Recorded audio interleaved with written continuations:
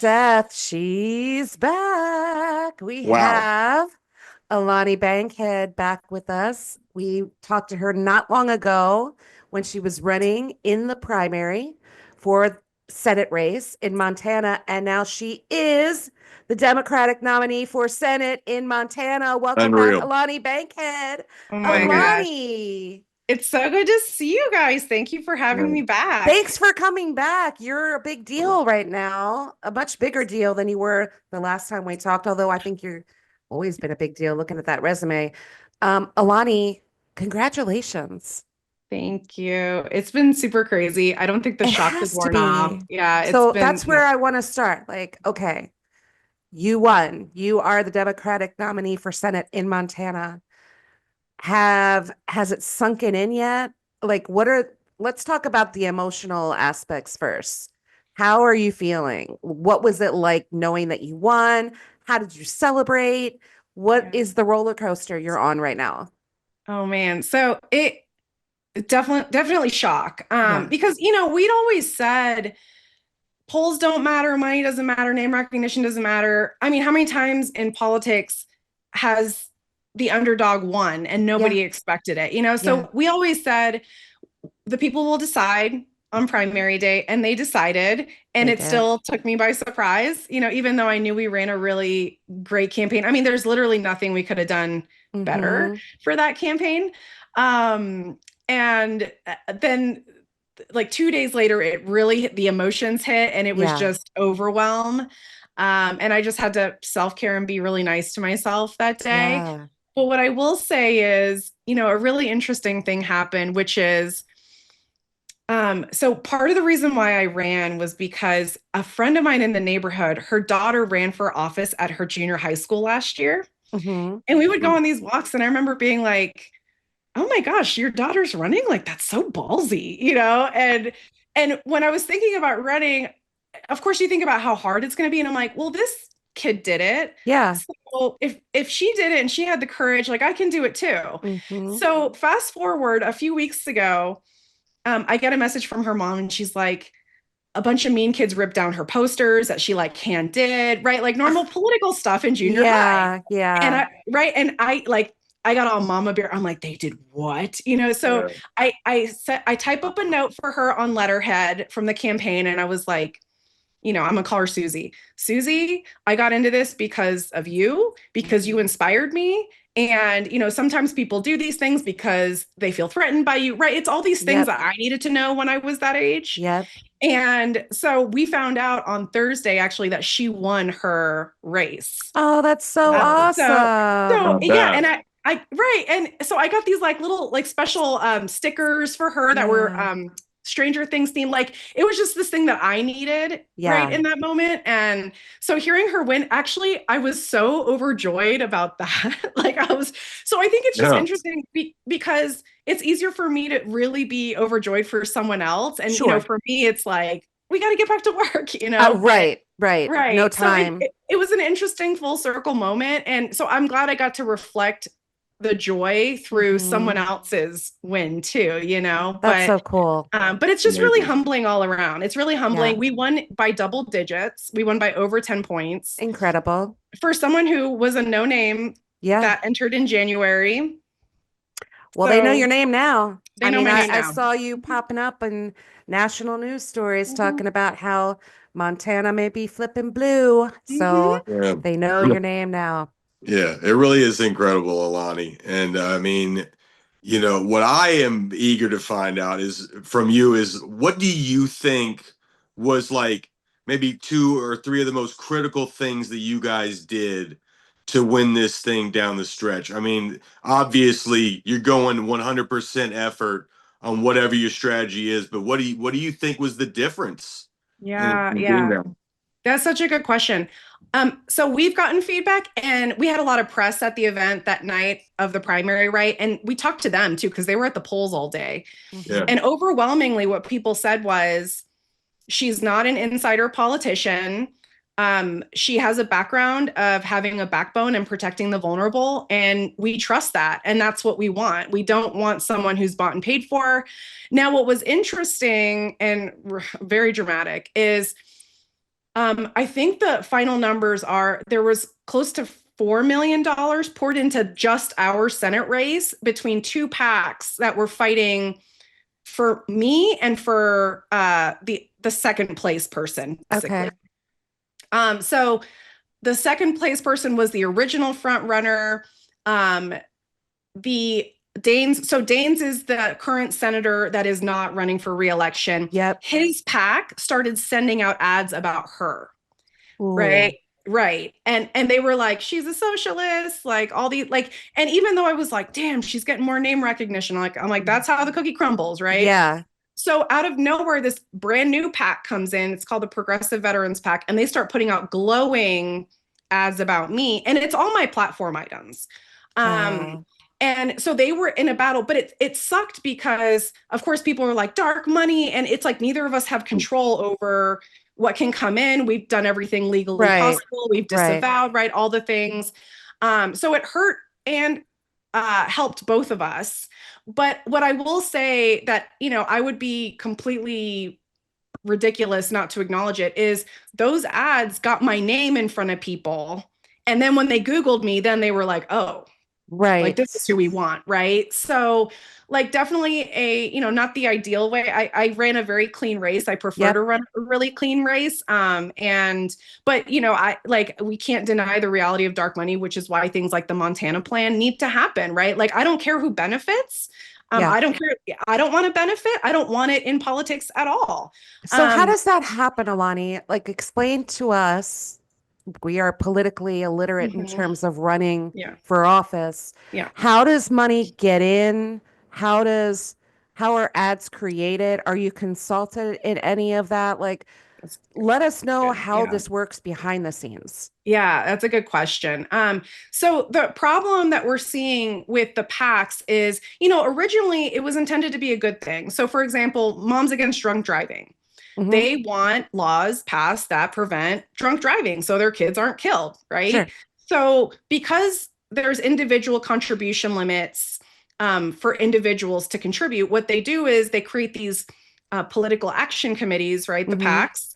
And so you can donate to those PACs separate from your individual donations. Mhm. And then those groups will go to DC and lobby and tell legislators, like, we want stronger laws to protect our kids from drunk drivers. Right.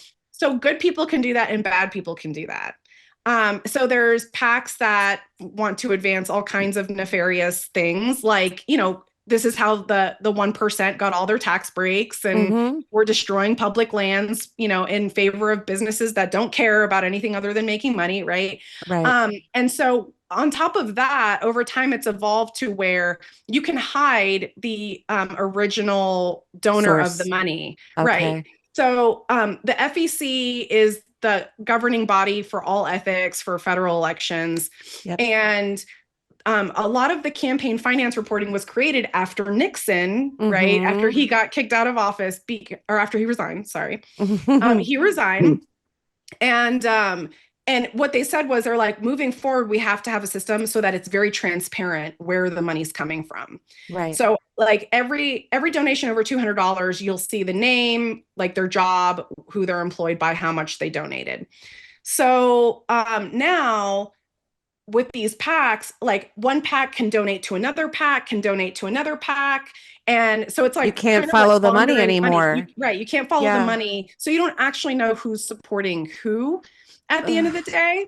And it like at the problem, really the core is you have billionaires that are now funding this dark money funnel Mhm. to influence your choice. Oh, yeah. Right. And so we were getting probably 2 to 5 messages a day of people who were like, you're a Republican plant because you're going to work with Trump on immigration. And I literally had pinned at the top of everything on the website, everything where we're like, if you think I'm going to work with Trump on immigration, I've got oceanfront property to sell you in Montana because I'm not going to do that. And I've pledged actually to impeach Trump on day one.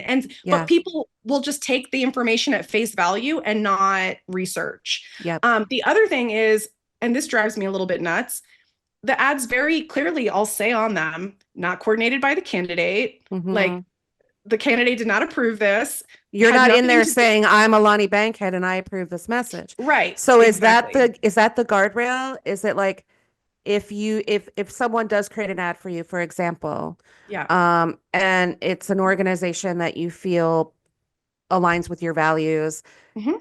and you could then go in and say you approve the message, that is sort of the cue to us, the American public, that okay, Alani is in this. She is okay with this Yeah. versus ads that don't have that endorsement from you. Correct. And so Okay. the other thing that's interesting is the FEC rules say we as candidates are not actually allowed to coordinate with PACs. It's Mhm. illegal for us to do that. So I can't even contact them to tell them to stop. Oh, wow. So they will run their own ads. But that's so fucked up, Alani, because if it does turn out to be dark money, you have no control. You can't Right. coordinate with them. Right. They could be running ads on your behalf or potentially down the road against you. And Right. you are helpless as a candidate. People could say, well, look, she took this money or this money they donated to making an ad for her, has nothing to do with you, and you can't Right. control it. Nothing. And Allie, that's their free speech, Yeah. Right. right? Right. That's Yeah. their free speech, right? Yeah. Right. You can't Corporations get are the free people. speech, What are you going to Right.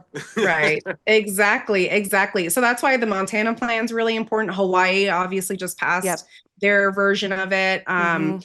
And you know, at the end of the day, it's like we don't actually know what would have happened if those ads hadn't run. Mhm. But the truth also is that my story is compelling, right? Like Yeah. I couldn't have won with that amount of financial support without the story of my background Exactly. and my profession. So Exactly. you know, I mean, that's where we're standing. And at the end of the day, I'm still the Democratic nominee and I Yep. won by more than 10 points. Yeah. So it's pretty handy, you know, victory. So yeah. Absolutely. And- I mean, you did that. You did that thing, Alani. That's amazing. Yeah, it was awesome to see. And so what was the name again of the organization? So more jobs, less government is the Danes, the GOP PAC. Uh-huh. And then Progressive Veterans PAC was the one that wanted me to win. Okay. I mean, I gotta say, if somebody were to support me, and especially in your instance as a veteran, I would want a progressive veteran pack to be the one. So But I here's mean, the problem. Like Alani said, PACs donate to PACs. So if tainted money yeah. makes its way into that PAC then becomes tainted. It's this weird spider web. You can't unravel it all. Right, right. And we do have the name of the guy who provided most of the financing. And I think he donated to ASAF's Okay. campaign. So like when we looked at the information we had, he looked like a good guy. Yeah, you know? sure. And the funny thing too is it's like being in politics now since, you know, for 5 months, 99% of all the rumors and drama are nonsense, like Yeah. complete nonsense. So I'm like, you know, I've always said if I was a millionaire, billionaire, I would use my money for good. What if Mhm. this guy is just using his money for good? I mean, I don't know. It's always a right? possibility. Certainly, I'm not trying to defame or Yeah, discredit right. him or that PAC. Right. I'm just saying the bigger issue is if PACs can donate to PACs, Exactly. bad money can get into good PACs, Exactly. then that can be used against you or any other Exactly. candidate. And that's Exactly. a shame. Exactly. And it is being used against me. But, you know, like when you're in the military, there's stuff in your control, there's stuff not in your control. Yeah. And I've learned not to worry about things that aren't in my control. Like people can believe whatever they want, Mhm. and I don't really care. And especially, you know, speaking of the drama, I mean, it's just wild. Like people are like, "Are you going to drop out?" And I'm like, "No." And they're like, "But we heard you're going to drop out." I'm like, "Still here, right?" And they're like, "Have you talked to Tester Bodner's campaign?" And I'm like, "No." Like nobody's contacted us. I swear, we are the most boring campaign on the face of the planet. Like all these conspiracy theories are not, at least on our end, they're not real. You're like, yo, it's been like what, 6 days? Seriously. Oh yeah. I mean, yeah, the drama's been going on Like, for a calm down, calm down. True. No, truly. But it's an important year. This is a make or break Yeah. year for democracy. It absolutely is. So, and you can feel people are scared, right? But what's in my control is what I can do to help people alleviate the suffering. I talked to a guy in another part of the state the other day. He had to pick between paying for his life-saving EpiPen and food. Mm. right? And like, by the way, EpiPens expire. Right. So like, it's like once every 3 months, he has to buy another one, and they're $300 a pop. Ugh. Right? On what planet are we asking people to choose between like literal life and death things In that are America, basic that's the in America? reality. Yeah. Right, right. And so that's what matters to me. That's the stuff that we focus on. That's why we're fighting. So even though there's all this noise happening over here, we're Mm-hmm. just going to keep on keeping on. Love it. It's a great attitude to have Thanks. because things are going to get exponentially more challenging now. That spotlight is going to get bigger and bigger and bigger.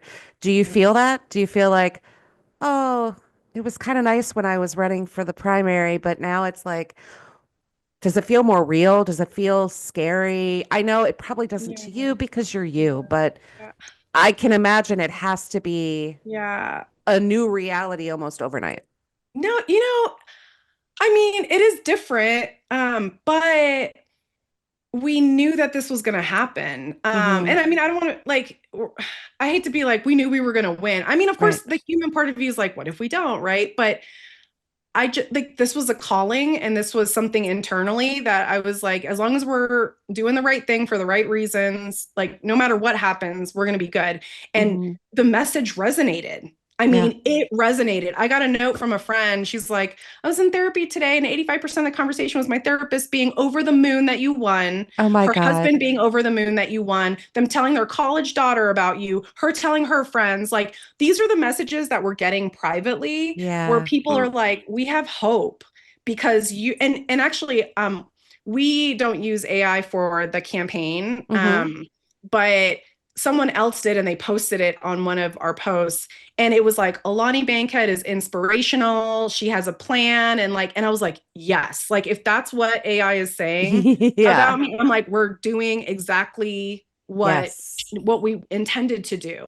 And so, the thing about Montanans especially is they can be loud about things. Like a few of them will be loud online, but they're Hmm. going to do what they do in private, and they're Yeah. not going to tell people about it. And Yeah. clearly they came out in the polls. They sure Um, did. so that's, we're just going to keep beating that drum moving forward. It's about not having a bought off DC insider. And Hmm. it's about someone who wants to do the right thing for the people and genuinely like not here to make money for my business or Yeah. increase my portfolio or whatever. At the end of the day, even if we lose, like I'm gonna sleep real good because I went for it and we ran an amazing race, but we're gonna win in November. Oh, I know you are. Yeah. Yeah, because Yeah. people are just pissed off and Yeah. fed up, and they're tired of the drama. Hmm. Yeah, and speaking of November, you are running now against a guy named Kurt Alm. Kurt Almy. Don't Ami. don't Mhm. don't Mhm. come for me, Kurt. Don't send your boys after me. All right. Anyway, Alani, like so, obviously you pivot to a new opponent. What do you know about this guy? Yeah. Have you been keeping your eye on him as you've Yeah. been running Mhm. this race? Yeah. So actually there's three other opponents. Oh, Yeah, so we've got Kurt Almy, he's the Republican. We yeah. have Austin Kyle is the Libertarian, and then Mm. we Oh, have an independent, Seth Bodnar, which is really interesting because no independent has ever won, as far as I Hmm. know, statewide in the state. So Almy was attached to the drama. So it made national news right before filing deadline, 5 minutes before. Steve Daines, the incumbent, scratched his name off the list, and Almy joined like 2 minutes later. And it came out later, like Almy said himself to reporters, yep, he and I sat down and we talked and we decided we were going to do this. That way, nobody else could enter the race. Right. So they Dirty, super dirty, dirty, dirty, dirty. super dirty. dude. And they, prevented the people of Montana from having Having a full choice. choice Yeah. in who their person was going to be. There were two other people running against Almy already. And they didn't win the primary. Almy won with 75% of the vote, which I thought was interesting. I'm like, oh, for the handpicked Trump-backed guy, Hmm. you didn't get 25% of the vote. Hmm. Right. Mm. So Yeah. so that was really interesting. And then Kyle Lawson's a libertarian. He's a pharmacist. I've met him a few times. He's an interesting character. And then we've got Seth Bodner, the independent. So he was the president of University of Montana. He was an Army Ranger. So it's fascinating to me because he just settled a sex discrimination lawsuit at the University of Montana with over a dozen women. So it's funny because I'm like, guys, we're in the Epstein era. Like, of all the people, I know we're a small state by population, like over 1 million people. You could have picked anybody. Why would you pick somebody with any whiff of anything like that right now? But there's John Tester's backing him. There's some texts were leaked earlier this year. He's pretty pissed at the Democratic Party, the state. So Tester and Schumer are supposedly backing Bodner in his bid. Interesting. Oh, yeah. Very dramatic, very dramatic. The same Bodner that has all of the sex allegations? Yes. And Schumer, the Chuck Schumer? The Chuck Schumer. Yeah. Okay. Well, yeah, that's a little bit of breaking news. Not surprising. Yeah, I know. So it's really funny because, I think it just goes to show like there's all these forces at work, right? And what we always say is you have billionaires, you have powerful people, and they have money and power, but they don't have people. Yeah. We have people. Yeah. And that's what we're saying. And you can't buy that. You cannot buy that. You can't. And that's been the thing, right? I think we talked about theory mode last time where I'm like, we're in this phase of, can we do this with the people of Montana? It's not just us as a campaign, it's with the people of Montana. Right. And the more we meet with folks, the more encouraged and inspired they're able to see their true power. And I'm like, you will lose your power if you give it away, and so it's been really inspiring seeing people wake up to their own power and say, you know what, I do matter. And actually true leadership is the opposite of what power screams leadership is.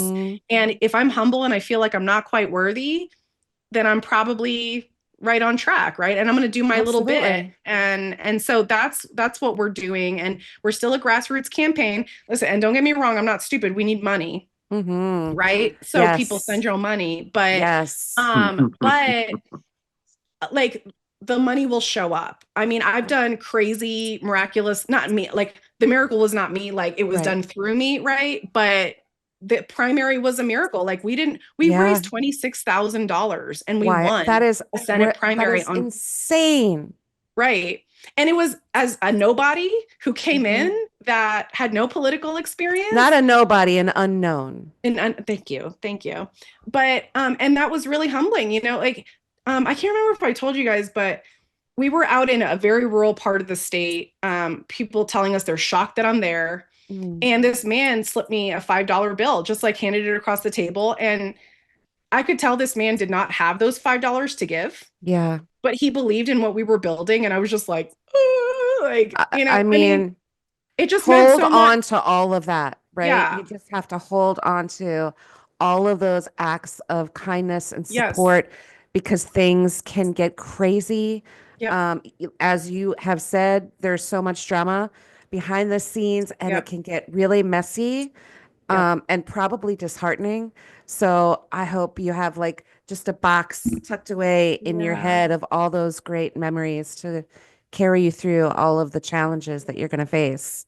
Yeah, we do. And, I've got other things. We got two $5 donations from some little kids at a home fundraiser. And I was like, this is so cute. I was like, I have to give it back though, because it's illegal. Because, but yeah, to have kids just be like, I love what you're doing and I want to give you my allowance money, I'm like, but I made sure I was like, FEC, I gave it back, yes. But then it's interesting too, the drama that's come out of the party after that. The party is a little bit divided. It's like the OGs and then like everybody else that's fed up. So yeah. There's a lot wrong in our party. There's a lot of contention in the party. I talked to somebody last week and I asked him this question. I'm going to ask it to you now that you're the candidate. I've never asked it before him. Might have to like kind of sprinkle it in once in a while. I don't like to repeat questions if I can, if I can help it. Sure. But as the insurgent candidate, I guess you're still considered insurgent, even though the incumbent is not running. How how do you avoid becoming the thing you're running against? Such a good question. I was talking to someone else about this the other day, right? Because it's like, you need the money. Mm-hmm. Like, right. I mean, John Tester is one of the backers of the Montana plan, and he acknowledges he had to take dark money, or he thought Yeah. he had to take dark money, right? Um, and don't get me wrong, like I am used to making calculations. I mean, I'm a counterintelligence agent. We're Mm-hmm. taught about risk versus reward. Yeah. And is it worth it? Right. I mean, I would make risks on my life where I'm like, is it worth it to die if I could get this information? Mm-hmm. And we make those same calculations, but every time I always arrive to, we just can't become like them, Yeah. and we have to demonstrate that we're not going to be like them. And that means a much tougher road. But I think what we're feeling in the ether is people want to know it's possible, Mm-hmm. and to be honest, when I was younger going through my career, I was pretty terrified most of the time just because my imposter syndrome was really loud. Like, Yeah. I'm like, who? I was like, I'm in the middle of Iraq I getting get that. intelligence where like it was crazy. Mm-hmm. But I see now all of that was preparation for now. Mm. And I'm not scared to die, which makes you very dangerous. You know? Sure does. Yes. Yeah. So I'm like, what are you guys gonna do? Kill me? Like, Yeah. go ahead. Right. By the way, we got our first death threat. And Oh, did I already? tell you? Yeah, it was actually a few weeks ago. Did I tell you my husband was a bodyguard too? No. So we met When in when is bodyguard the school. movie gonna come out about you and your husband and your lives? I I need know, that right? It's movie. Of so crazy. So we met in bodyguard school. We didn't get married until like course you much did. later. But so I text him the death threat and I come home and he's in the gun room. I'm like, what are you doing? And he's like, he pokes his head out. He's like, I've been waiting for this my whole life. Like, like Yeah. if Kevin McAllister Uh, and John Wick had a baby, it would be my husband right now. oh my So God, that's Oh. such an he's like, I image. wish somebody would do something to my wife. Like, I wish, right? Oh, So, but going back to your question, you have to be really clear about who you are and what you stand for and what you're willing to give up for it. yeah. And I've been reading a lot on, Abe Lincoln and John Mhm. Lewis and the civil rights movement. And John Meacham's a really great historian Love that gives a him. lot of hope. I love him so much. Yep. Heather And Cox Richardson, another one who I really Heather love. Cox, oh yeah, of course, Yeah. HCR, of course. Yes. Yes. But the themes are always somebody has to sacrifice the ultimate Yeah. thing. And we've already had that. Look at Minneapolis. Mm-hmm. And look at, the immigrants that are being killed in these prisons, right? Yep. And non-immigrants too. But all that to say, I think I told you guys about the podcast episode I did with the Black Hawk Down guy. Did I I don't tell you about that? remember if you told. Oh my gosh. Maybe. Okay. No. Really quick. So I did an op one time in Iraq where there were 3 suicide vest bombers. And I got, long story short, I got this call from a source. I knew my boss would not approve me to go, but I just went anyway. And Mm-hmm. like, I'm in the car with my interpreter. I was like, if this doesn't work, I'm getting fired. Like, they're going to send me home. And we got the intel. We passed it to special ops. They neutralized the 3 suicide vest bombers. Fast forward, like, I don't know what, almost 15 years. I'm on the podcast of one of the Black Hawk Down guys. His name's Jeff Struker. Okay. He was played in the movie and Yeah. everything. Yeah. Yeah. Yeah. And he was like, oh my God, was it this like information? And was it this locate? And I was like, yeah. He's like, I actioned that mission. And What? he's credited on the Black Hawk Down mission as being the most calm and collected out of all the operators. And when they asked him why, he was like, you have to decide where you're going to go after you die before you get on the battlefield. So we've already decided what we're willing to die for, and democracy's on the line right now. Yeah. So I'm not going to become the monster. And that doesn't mean I'm not going to mess up, right? But I'm never going to take dark money. I'm never going to get bought off. That's just Mhm. not who I've been, and that's not who I'm going to be now. And we're going to prove it. And if we lose, then like at least, we died trying kind of thing. But yeah. That's a great answer. Yeah. I mean, I couldn't ask for a better answer than that. I want to No, let for Seth real. have the final question because I don't want to hold you up too much. Your whole life just went No, it's all good. woo crazy. Yeah. Yeah. And so I'm a numbers guy.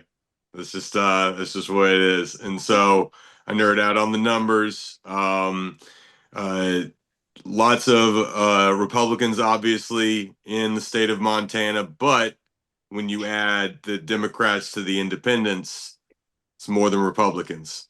So really and truly, Montana is a toss-up, Yes. and you're pretty independent yourself. So I think that you're somebody who could reach out to the people who are kind of sitting in the middle. What do you think about your chances, and like what do you think your strategy is? Do you think you just kind of scale up your strategy, what you've been doing? What do you want to try to do Yeah, to reach yeah. the middle and the independents? Yeah, no, of course, we got to look at the numbers. Yeah. We ran the numbers too, and what we came up with was if every person that voted for me, by the way, I got the most votes out of any Democrat in the primaries Wow. for Montana. Ever. I don't know about ever, Okay. but for this For year, this and for this we season. were the first race to be called. We were the first race to be. It was called very quickly, but so in terms of moving forward, what we figured out was if every person that voted for me gets 5 people to vote for me, we will win. Oh, wow. Now, of course, that doesn't include all the Democrats that didn't vote for me, Mm-hmm. which I'm not saying all of them are going to vote for me, but good chunk Yeah. should, right? So like and remember 25% of the Republicans that voted didn't vote for Kurt Alme. Mm-hmm.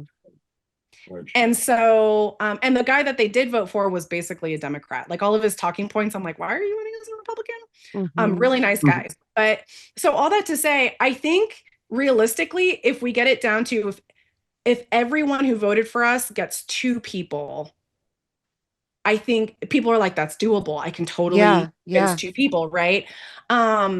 So that's our strategy with the numbers. And then we're going to scale up the current plan as we have it.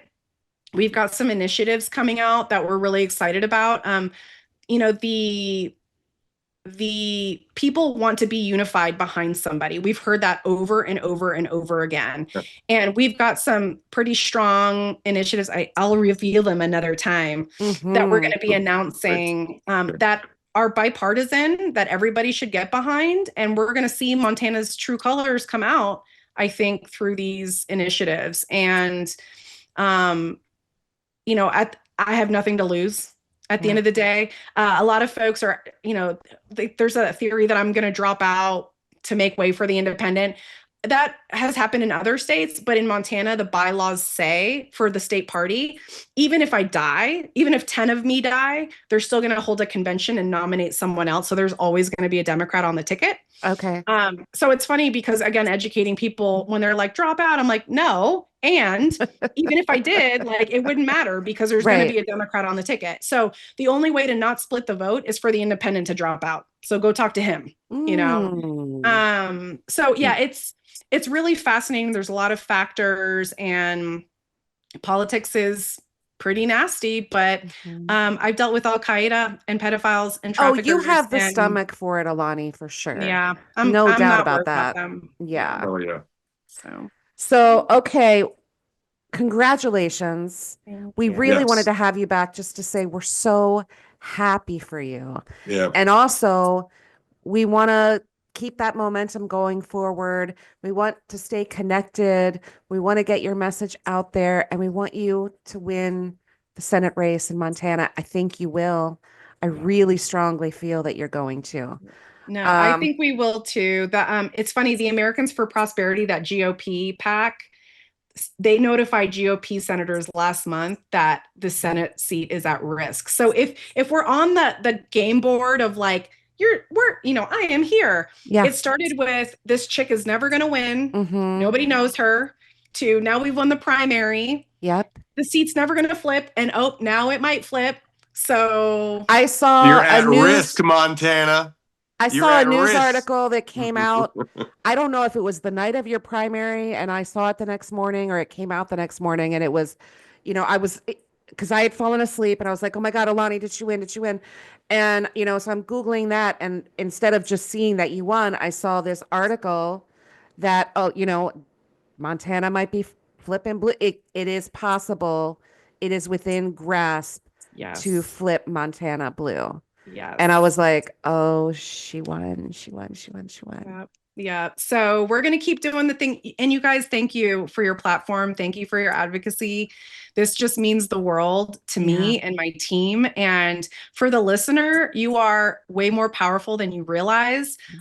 These amazing humans are offering their gift to save our democracy. And you can offer your gift. If you want to offer it financially, alani4mt.com. Thank you for mentioning that. Yeah. Yes. But Alani no, for thank you. MT. You guys are incredible. And I'm so thankful for you both. Well, I just feel like we're friends and you're stuck with us. Oh, yeah. And I want to keep talking to you and I want to bring you back, especially as we get, first of all, I want you back when you're ready to talk about those initiatives. And then right before we get to the actual midterm elections. Yes. I want you to keep coming back. We're so excited for you. Alani, I wore a blouse. Like, I don't wear blouses at on how the they all done pod. up. I've got like puffy Okay. sleeves. I wanted to celebrate. This is an occasion. Yes. And we just love you and we're so happy for you. No, you guys, we're ride or die. I love y'all Yes. too. You're amazing. Thank you. Okay. Thank you. All right. Alani4mt.com. Go, go, go, go. The Democratic candidate Yes, we can actually flip Montana for blue. Montana, baby. Let's go. Chip in. Alani, we're going to see you soon. I hope. Yes, you will. All right. Thank you so much for coming back. Hot damn, Allie. Alani Bankhead, the Democratic candidate for Senate in Montana. And, Yes. we had her just what seems like just a few weeks ago, because I think it was just a few It weeks was just ago. a few weeks ago. Yeah. And to have her back, she was gracious enough to come back. And I mean, it was really amazing to talk to her. Obviously, her life has changed completely, but she seems very confident. Yes. And she's dangerous to Republicans and Democrats. she said it. And She said it. Democrats alike, because Chuck Schumer is gunning for that independent candidate. We heard that here. You heard that here first. So not all Democrats are your friends. Yep. Going for the independent Mr. Middle of the Road, more middle of the road. Just another, fence sitter. He's America. a Democratic leader pushing for the independent. Like, wrap your head around that. This is insane. Gross. So she's going to need all the help she can get. Alani4mt.com. We can turn Montana blue. That would be a huge thing. And not to mention, selfishly, would be kind of great to have a senator as a friend that we can bring on and talk about things that are happening behind the scenes in the machinery of DC. And I know Alani will do that for us because she's amazing. She's real. She's in this fight for the right reasons. And I'm just so excited to see what happens for her in November. Yeah, I mean, she could change things completely in Montana as we know them.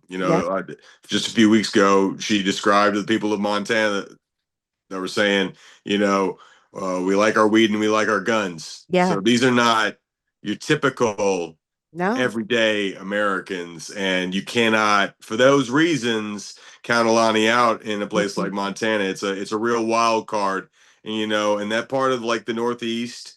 You just kind of Northwest. figure the Northwest. You figured that like that's just gonna be Republican territory, but now it's at risk. You heard her say it. It's at risk. So pretty cool. And with her background, I mean, I can see why she's being embraced by Montana. The military background, the intelligence background. She's no bullshit. But again, like you said last time, so kind. It's such an amazing thing to be able to hold all of those qualities at the same time. And she's just something really special. Alani is just once in a lifetime special. And can't wait to see how this race turns out for her.